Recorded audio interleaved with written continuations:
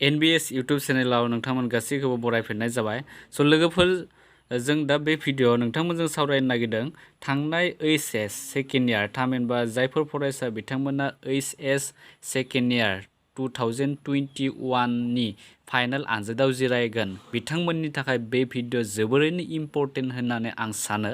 स' जायफोर OHS second year फरायगासिनो दं बिथांमोना बे भिडिअ'खौ बे भिडिअ'खौ नायोब्ला नोंथांमोना OHS आनजादनि थामहिनबा इंलिश आयदायाव जे ग्रामार फैगोन बेवहाय एसेब्लाबो मार्क लाखिनायाव बे भिडिअ' हेफाजाब होगोन। स' जोङो बे भिडिअ'नि गेजेरजों भइसखौ जोङो सावरायनो नागिरदों। जोङो भइस सेक्सन थामहिनबा थांनाय OHS आनजादाव भइसआव मा फैदोंमोन थांनाय प्रिभियास इयारफोराव जों बेखौ बे भिडिअ'नि गेजेरजों नोंथांमोननो सलुसनखौ होनाय जागोन। स' आसा खालाम नोंथांमोना भिडिअ'खौ जोबजासिम नायगोन। दा जोङो गिबियावनो जोङो 2013 आव मा फैदोंमोन बे OHS आवसो मेट्रिकआव नङा, जों मेट्रिकनिखौ जों सावरायखांखाबाय। OHS सेकेन्ड इयारनि फाइनाल एग्जामाव 2013 आव मा फैदोंमोन जों बेखौ डिसकास खालामसै। दा जों 2013निफ्राय स्टार्ट खालामगोन। दा बेवहाय जोङो भइस सेक्सनखौ जों गिबियावनो डिसकास खालामगोन। आरो नोंथांमोननि जा बे कुइसन पेपार बेवहाय गासै भइसआ 3 मार्क्सनि फैगोन टटेल भइसआव OHS सेकेन्ड इयाराव 3 मार्क्स फैगोन। आरो बेवहाय गोबां कुइसन दङमोन 2020आव जाफैनाय बेवहाय गासै मोन 6टा कुइसन दंमोन। मोन 6टानि मादाव नोंथांमोना जायखिजाया मोनथामल' लिरनो नांगौ।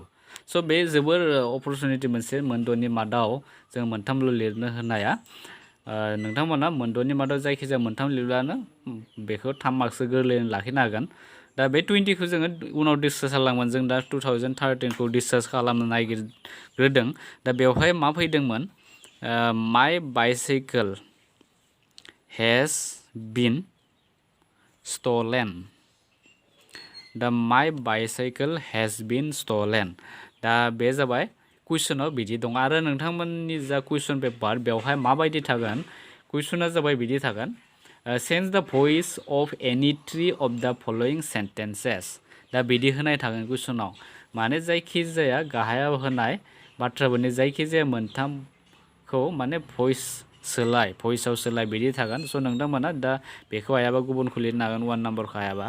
दा जायखिजाया जोङो दा बेवहाय 1 नाम्बाराव मा नुनो मोन्दों माय बाइसाइकेल हेज बिन स्टलेन। आंनि माने बाइसाइकेला खावजाबाय। दा सोरजोंबा खावजादों, दा बे सोरबा सासे मानसिफोरजों खावजादों।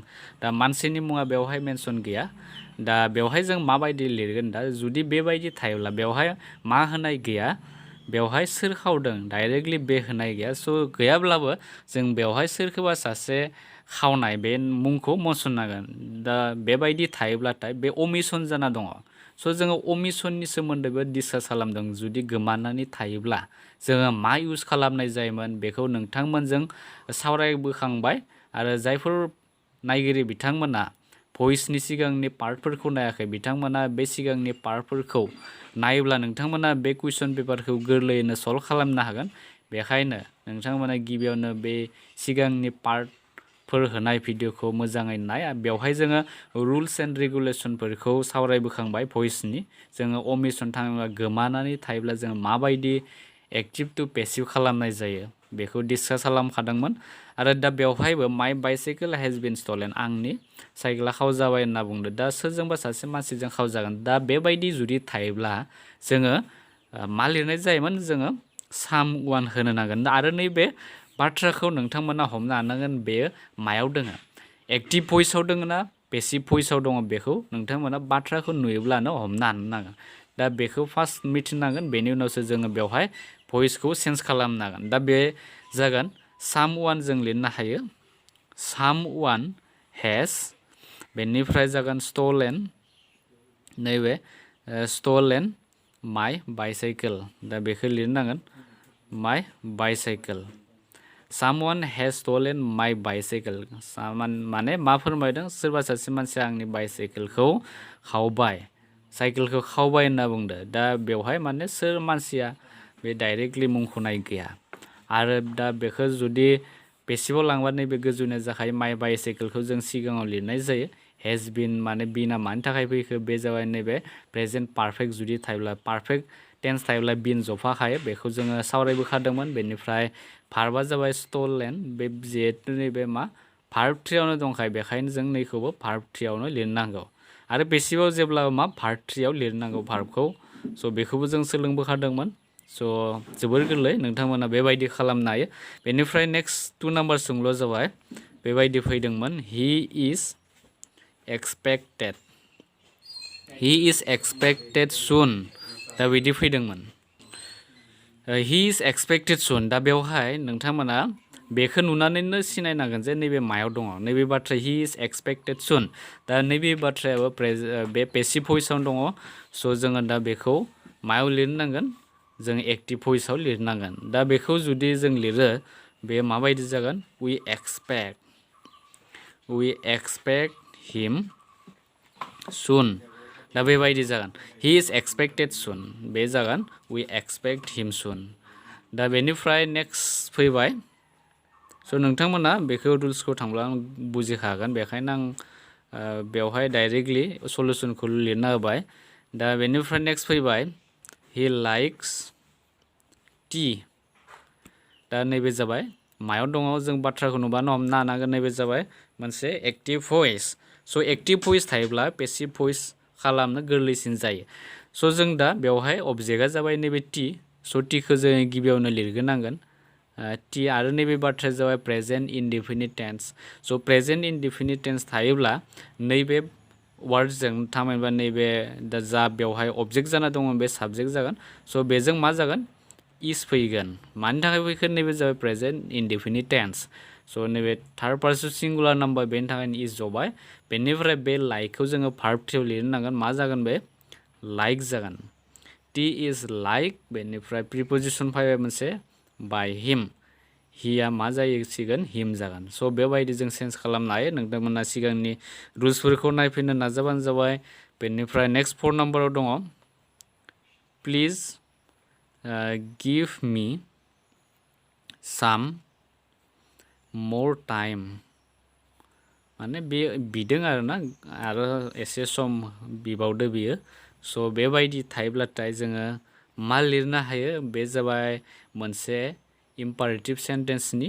स' बेवहाय जोङो लिरनो हायो, इउ आर रिक्वेस्टेड, बेनिफ्राय टु गिभ मी साम मोर टाइम,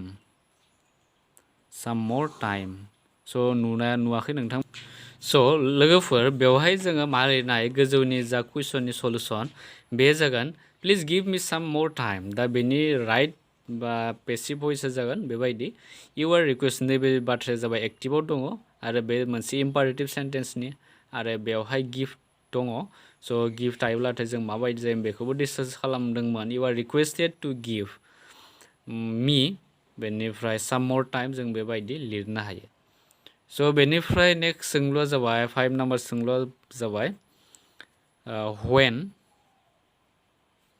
उइल दा work be finished,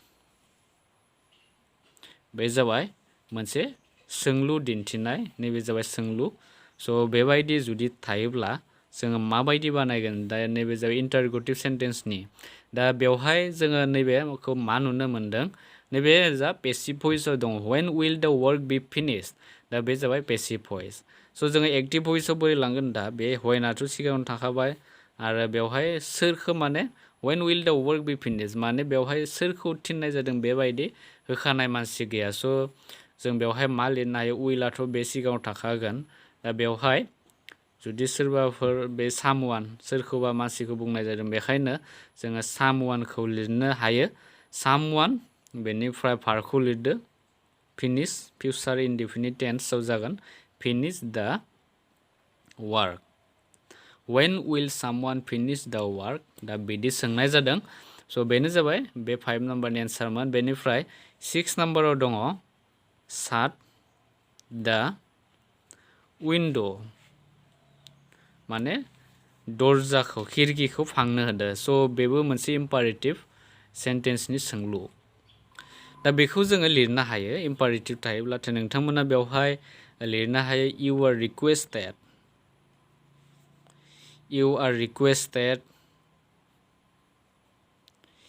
requested to shut the window। स' नोंथांमोना फरमेसनफोरखौ नायफिनना नाजाब्लानो जाबाय बे इम्पारेटिभ सेन्टेन्स थायोब्ला जोङो एक्टिभ टु पेसिभ माबोरै बानायनाय जायो अब्लाना बेखौ गुवारै बुजिनो हागोन। बेनिफ्राय बे जाबाय 2013आव बे मोनद' फैदोंमोन। मोनद'नि मादाव नोंथांमोना जायखिजाया मोनथाम लिरब्लानो हागोन एबा पास जागोन। नोंथांमोना मोनथामखौथ' बयबो लिरनो हाखायो। मोनद'नि मादाव मोनथाम हायाब्ला बे मोनसे लाजिनांथाव बाथ्रा होननानै जों बुंजागोन। दा जायखिजाया जोङो 2014खौ जों नायनोसै। दा 2014नि गिबि सोंलुआ जाबाय 1 नाम्बार सोंथियाव बेबायदि फैदोंमोन दा student was told to leave the room। The student was told to leave the room। दा बिदि दङ नाम्बार 1 सोंलुआ। दा बेखौ जोङो बेनि एन्सारखौ जुदि लिरोब्ला माबायदि लिरगोन दा गिबियाव नोंथांमोना कुइसनखौ नुब्लानो हमनो हानांगोन जे बे कुइसना मायाव दङ, एक्टिभआव दङ ना पेसिभआव दङ। जों कुइसनखौ नुब्लानो हमनो हानाय जानांगोन, अब्लानो गासैबो गोरलै। दा नैबे द स्टुडेन्ट वाज टल्ड टु लिभ द रुम बे जाबाय एक्टिभ भइसआव दङ। एक्टिभ भइसआव दङ होननानै जों बे कुइसनखौ नुनायावनो गम मोन्दों। दा बेखौ जोङो मा लिरनो हायो गिबियावनो बेवहाय जोङो लिरनांगोन द टिचार told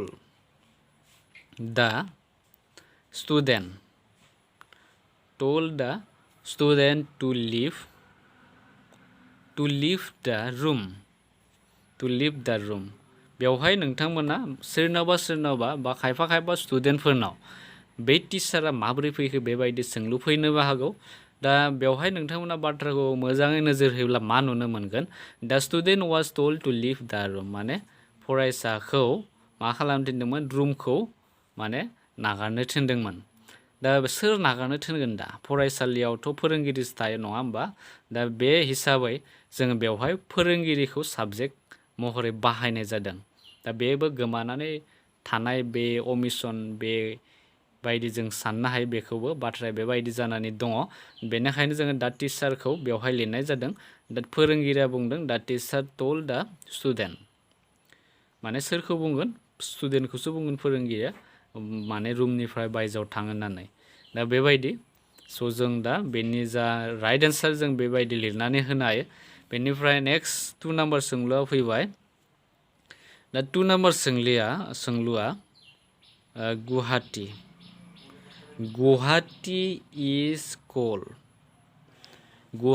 इज कल्ड द गेटवे टु द नर्थ इस्ट।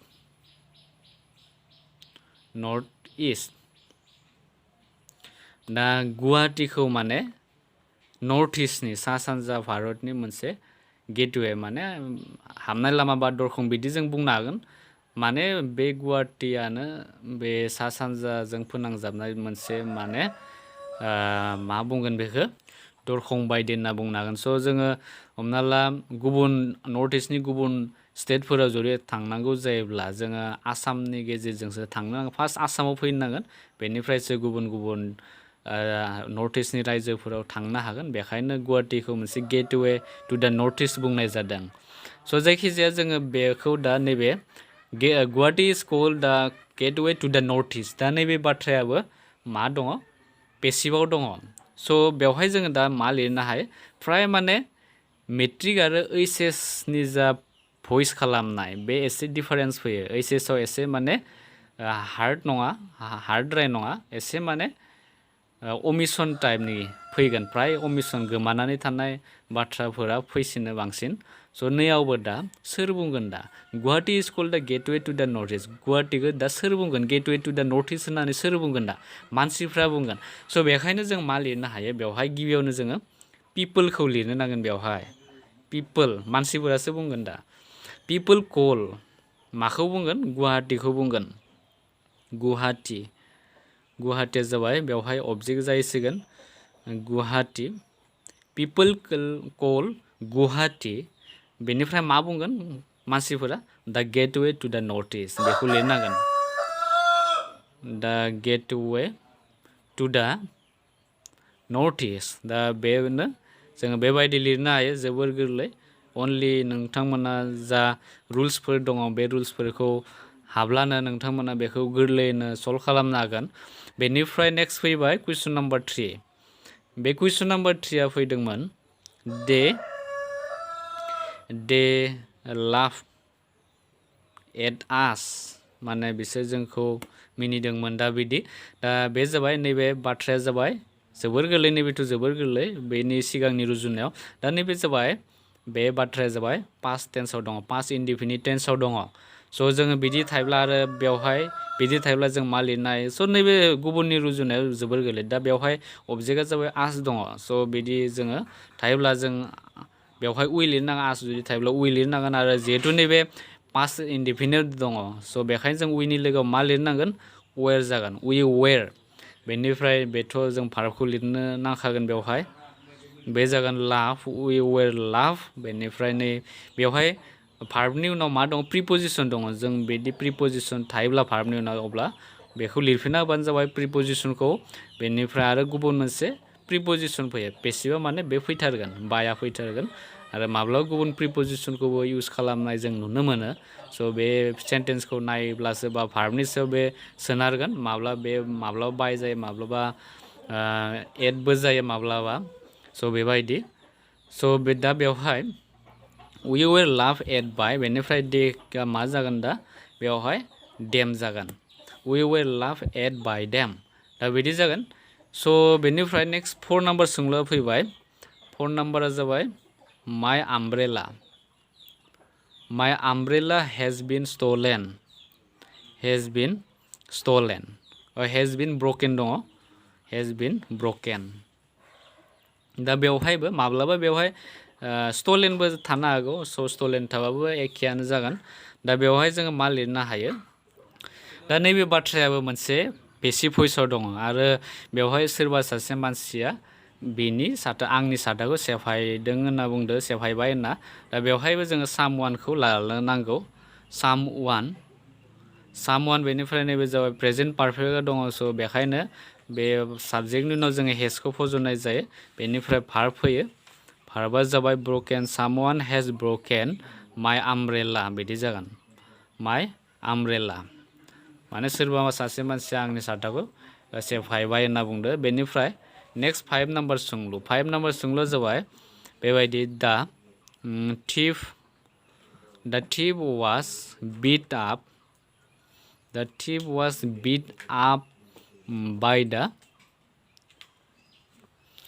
the mob दा बे जागोन दा thief was beat up by the mob दा नैबे बाथ्रायाबो बे पेसिभआवनो जाना दंखायो जों बेखौ एक्टिभआव लिरनांगन एक्टिभ माने जों डाइरेक्टलि मा लिरनांगोन एन्सारखौ लिरब्लानो जाबाय दा बेवहाय जोङो लिरनो हायो दा गिबियाव नैखौ लिरगोन दा मबखौ गिबियाव लिर बे साबजेक्ट जागोन दा मब बेनिफ्राय बेवहाय जोङो लिरनो हायो बे जागोन बिटेन लिरनांगोन जों बेवहाय बिटेन बेनिफ्राय जासिगोन दा आप बेनिफ्राय दा थिफ दा बिदि जाबाय दा मब बिटेन आप दा थिफ दा बेबायदि लिरनो हायो जोङो बेनिफ्राय नेक्स्ट 6 नाम्बार सोंलुआ फैबाय 6 नाम्बारा जाबाय you will be asked to deliver the letters दा बेबो मोनसे मा पेसिभ भइसआव दं नै बाथ्राया पेसिभ भइस माने ओइचएसआव जोङो प्राय पेसिभ भइसआव थानायखौनो बांसिन नुनो मोनो एक्टिभआव माने एक्टिभ टु पेसिभ खालामनो जोबोर गोरलैसिन जायो नालाय बेखायनो पेसिभ टु एक्टिभ बांसिन खालामनाय फैयो ओइचएसआव स' जायखिजाया नोंथांमोना गिनो हागौ गैया जुदि भइसनि जा रुल्सफोर दङ बेखौ जुदि कनसेप्टआ क्लियार दङबा नोंथांमोना बेफोरखौ गोरलैनो बानायनो हाखागोन दा नैबे 6 नाम्बारा मा दङ 6 नाम्बाराव बेवहाय जोङो सामवान लिरनांगौ गिबियावनो सामवान विल आस्क बेनिफ्राय इउ जागोन टु डेलिभार दा letter. To deliver the letter. You will be asked to deliver the letter. बे मा लिरनाय जों दा बेखौ जों लिरनो नांगोन. Someone will ask you to deliver the letters. दा नैबे मोनसे बे दङमोन जोंहा फिउचार इनडेफिनिट टेन्स. नैबे जों फिउचार इनडेफिनिट टेन्सआव थाब्ला बेबायदि लिरनाय जायो फिउचार इनडेफिनिट टेन्स.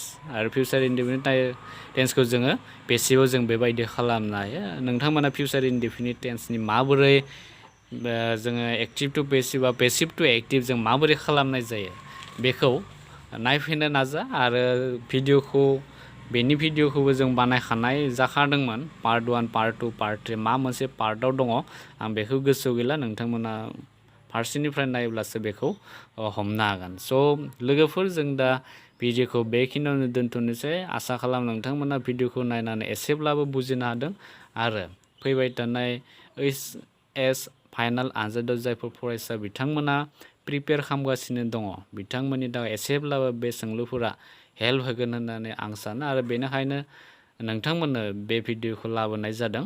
आरो बिदिनो जोङो आद्रा थानाय सोंलुफोरखौ जोङो उननि भिडिअआव डिसकास खालामगोन. स' भिडिअखौ नायनायनि थाखाय नोंथांमोनखौ साबायखर जासिहरबाय. आरो जुदि चेनेलाव गोदानब्ला चेनेलखौ साबस्क्राइब खालामोब्ला लोगोसेयावनो खाथियाव थानाय बेल आइकनखौ थुनानै ला. आरो थुनायनि उनाव नोंथांमोना अल मोनसे नुनो मोनगोन. बे अलखौ थुब्लासो जों जा होनाय गोदान भिडिअफोर बे भिडिअफोरखौ नोंथांमोना बयनिख्रुइबो सिगाङाव मोननो हागोन.